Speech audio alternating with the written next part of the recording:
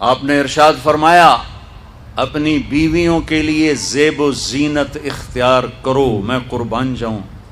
میں تو آپ کو نبی کا دین بتا رہا ہوں، آپ کہتے تو دین بڑا اوکھا کام، بیوی واسطے چنگے کپڑے پاؤنا اوکھا کام۔ میرے نبی نے کہا اپنی بیویوں کے لیے زیب و زینت اختیار کرو۔ سبحان اللہ۔ عورتوں سے کہا، واہ واہ، قربان جاؤں، اشارتاً ہمیں مردوں کو صراحتاً، عورتوں کو اشارتاً، اپنی بیویوں کے لیے زیب و زینت اختیار کرو۔ بنو اسرائیل میں زنا اس لیے پھیلا کہ مردوں نے بیویوں کے لیے زیب و زینت چھوڑ دی تو وہ غیر مردوں کی طرف مائل ہو گئیں۔ اور پھر عورتوں کو فرمایا کہ خامدوں کے لیے تیار ہو۔ کیسے؟ آپ نے فرمایا جنت کی حور اپنے خامد کے لیے ایسے تیار ہوگی جیسے ام سلمہ میرے لیے تیار ہوتی ہیں۔ سبحان اللہ، سبحان اللہ۔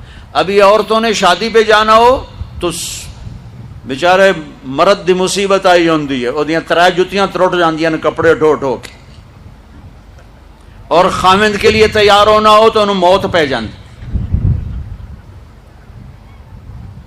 اپنے خامدوں کے لیے تیار ہو ورنہ وہ اور عورتوں کی طرف مائل ہو جائیں گے۔ یہ اس میں خفیہ پیغام ہے۔ میرے نبی حیا والے ہیں، پاکیزہ زبان، پاکیزہ ذات۔ مردوں کو صراحتاً فرما دیا اپنی عورتوں کے لیے تیار ہوا کرو۔ بنو اسرائیل میں اس وجہ سے فحاشی پھیلی۔ اور پھر اشارتاً جنت کی حور اپنے خامند کے لیے ایسے تیار ہوتی ہے جیسے ام سلمہ اللہ کے رسول کے لیے تیار ہوتی ہیں۔ جب حضرت فاطمہ رضی اللہ تعالیٰ عنہ کی شادی ہوئی اور نکاح ہو گیا اور رخصتی 1 ماہ بعد، 2 ماہ بعد، 6 ماہ بعد، 1 سال بعد یا فوراً، یہ ساری روایات ہیں، لیکن زیادہ صحیح ہے کہ کچھ عرصے بعد رخصتی تھی، فوراً نہیں تھی۔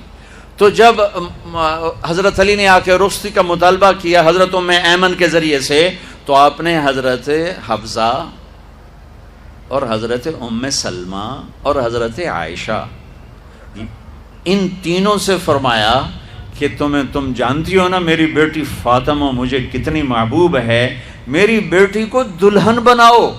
اللہ اکبر، میری بیٹی کو تیار کرو۔ یہ میں دین بیان کر رہا ہوں، بے پردگی نہیں، بے حیائی نہیں، زیب و زینت میرے دین کا حصہ ہے، میرے نبی کی شریعت ہے، میرا نبی خوبصورت دین لے کر آیا ہے، ایک خوبصورت زندگی لے کر آئے ہیں۔ پتہ نہیں ہم نے کہاں سے عجیب و غریب دین کے فلسفے نکال لیے ہیں۔ سبحان اللہ، قربان جاؤں۔ آپ نے کہا جابر شادی کی؟ کہا جی کی۔ کہا کماری سے کہ بیوہ سے؟ کہا جی بیوہ سے کی۔ کہا اللہ بکرن فتلاعبک وتلاعبها، ارے تو نے کنواری سے کیوں نہ کی؟ وہ تجھ سے کھیلتی تو اس سے کھیلتا۔ میں میرے نبی کا دین بیان کر رہا ہوں۔ آپ کیا سمجھنا صرف رمضان کے روزے رکھنا دین ہے؟ ہاں وہ دین ہے، بہت بڑا حصہ ہے دین کا۔ عبادت میرے دین کی بیس ہے، بیس ہل گئی تو ساری عمارت گر جائے گی۔ نماز نکل گئی، روزہ نکل گیا، زکوٰۃ نکل گئی، حج نکل گیا، پیچھے کیا رہ گیا؟ ساری عمارت ٹوٹ گئی۔ لیکن یہ بیس کو عمارت نہیں کہتے، ہاں بیس پر عمارت کھڑی ہوتی ہے۔ میں عمارت کے کچھ خد و خال بتا رہا ہوں، کچھ نقش و نگار بتا رہا ہوں کہ میرا نبی دین کی عمارت ہمیں کیسے دے کر گئے۔ کبھی آپ نے میلا کپڑا نہیں پہنا، پرانا کپڑا پہنا، پیبند لگا کپڑا پہنا، میلا کپڑا زندگی بھر نہیں پہنا، زندگی بھر۔ اور آپ کے بدن مبارک سے، آپ کے پسینے سے ایسے خوشبو آتی جیسے مشک سے خوشبو آتی، دنیا کے سب سے مہنگی خوشبو۔ آپ حضرت ام سلیم کے گھر میں آرام فرما رہے تھے دوپہر کے وقت، تو آپ یوں کر کے سوئے ہوئے تھے، یوں یہ کوہنی آگے نکلی ہوئی تھی۔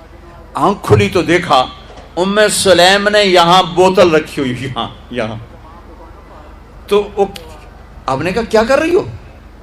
تو وہ کیا تھا، چونکہ گرمی، پنکھے تو ہے نہیں، پسینہ یہاں سے نیچے گر رہا تھا. ام سلیم نے نیچے بوتل رکھی ہوئی تھی اور وہ سارا پسینہ اس کے اندر جمع کر رہی تھی. کہا ام سلیم کیا کر رہی ہو؟ کہا یا رسول اللہ یہ آپ کا پسینہ اکٹھا کر رہی ہوں، یہ مشک سے زیادہ خوشبودار ہوتا ہے. میرے نبی نے کبھی گندے کپڑے نہیں پہنے، کبھی میلے کپڑے نہیں پہنے، پرانا پہنا ہے، پیوند لگا پہنا ہے، میلا نہیں پہنا.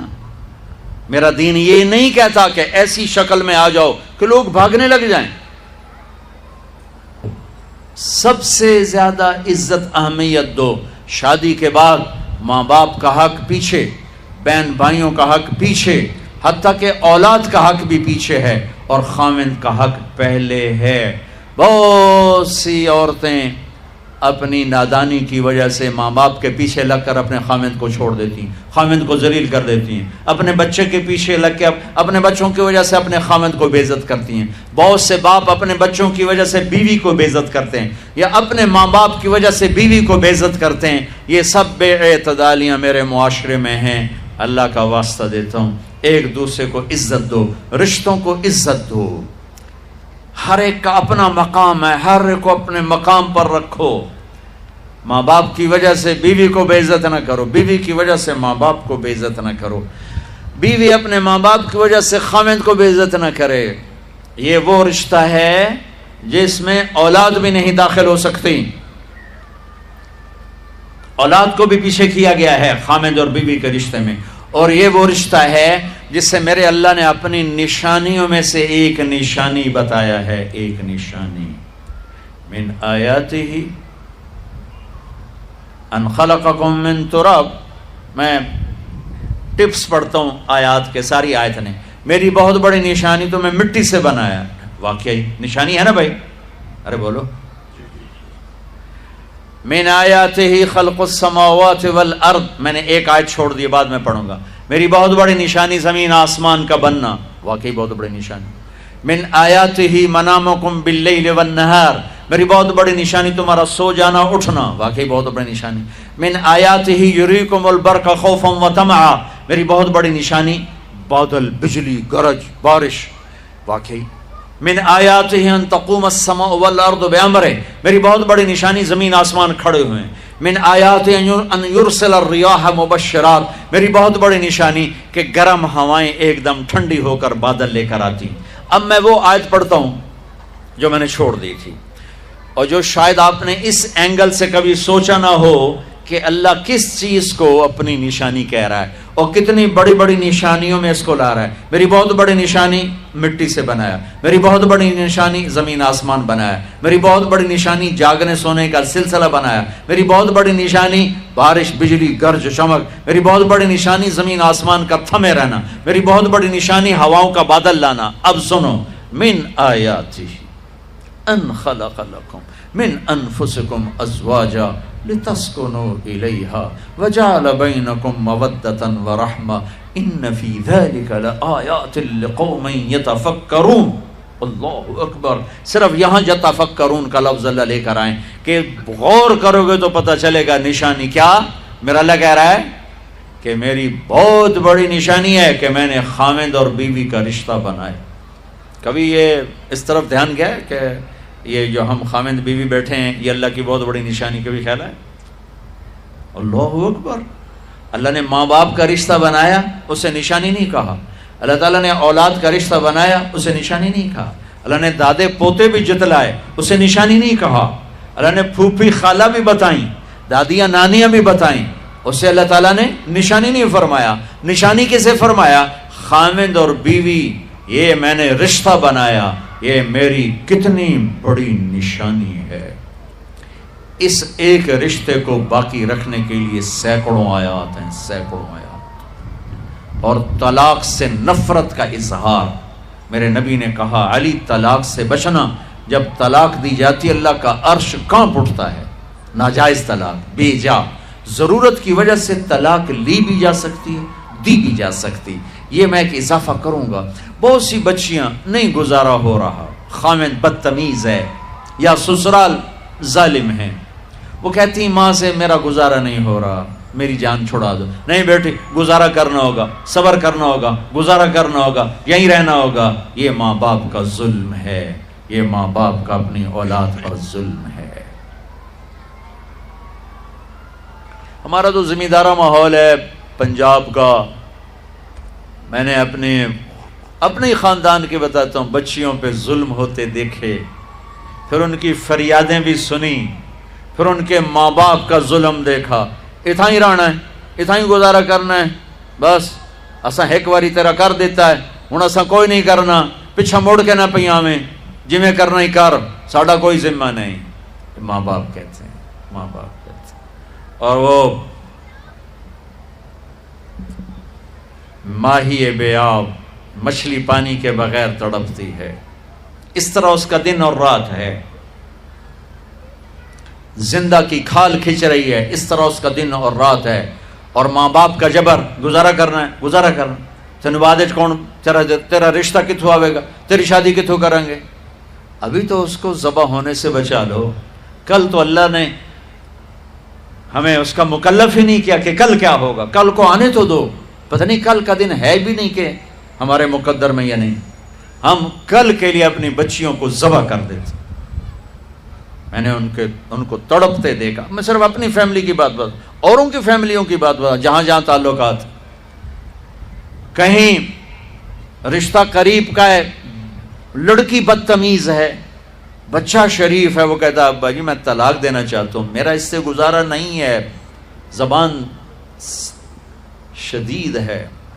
آئے میرے بھائیو، گھروں کی آبادی اللہ کی قسم، مالدار ہو یا غریب ہو، صرف اچھے اخلاق سے ہوتی ہے. اور گھروں کی بربادی مالدار ہو یا غریب ہو، برے اخلاق سے ہوتی ہے، برے اخلاق سے ہوتی ہے. دو واقعے اوپر نیچے ہوئے. ایک خاتون ملی، مجھے تعارف کرایا گا کہ ایک خاتون آ رہی ہیں، ان کے خاوند کھربوں پتی ہیں، کھربوں پتی. ٹھیک ہے جی آؤ. اس خاتون نے آتے ہی رونا شروع کر دیا. مولانا لوگ مجھے خوش قسمت سمجھتے ہیں کہ میں بہت بڑے مالدار کی بیگم ہوں، میرا دل زخمی ہے، میرے خاوند کا سلوک اچھا نہیں، میں دولت کو آگ لگاؤں، یہ ہیرے کے سیٹ کو میں کیا کروں جب اس کا سلوک ہی میرے ساتھ اچھا نہیں. چند دن کے بعد ایک نوجوان ملا. مولانا میں اپنی زندگی سے تنگ ہوں، میری بیوی انتہائی بدتمیز ہے، انتہائی زبان دراز ہے، میں اپنی زندگی سے تنگ آ چکا ہوں، 3 بچے ہو چکے ہیں، طلاق دے نہیں سکتا، میں کیا کروں. یہ روزمرہ کے واقعات ہیں. تو ضرورت کے لیے طلاق دی جا سکتی ہے، لی جا سکتی ہے، نہ عیب ہے نہ تانا ہے، نہ ذلت ہے نہ کوئی داغ ہے. لیکن ابھی فیصلہ آباد سے ایک بچی ملی، اس کی بچی گود میں. طلاق کیوں ہو گئی؟ سسرال نے کہا بچی کیوں پیدا ہوئی ہے، گھر واپس جا. طلاق دے دی. بچی پیدا ہونے پہ طلاق دے دی. پچھلے ہفتے ملا ہوں، پچھلے ہفتے. کیا قصور ہے کہ بچی پیدا ہوئی طلاق دے دی. اور یہ 3 دن پہلے اسلام آباد میں خاتون ملی کہ سسرال نے گھر سے نکال دیا، کیوں 3 بچیاں گھر سے نکال دی، 3 بچیاں پیدا ہونے پر گھر سے نکال دیا. یہ بھی اسی دیس کی کہانی ہے، یہ بھی اسی دیس کی دکھ بھری داستان ہے. ظلم صرف وہ نہیں جو بھتہ کی پرچیاں آ رہی ہیں اور جو دہشت گردی ہو رہی ہے، یہ گھر جیسے وہ بہت بڑا ظلم ہے، ایسے یہ بھی بہت بڑا ظلم ہے کہ کہیں بچیاں ذبح ہو رہی ہیں، کہیں بچے ذبح ہو رہے ہیں.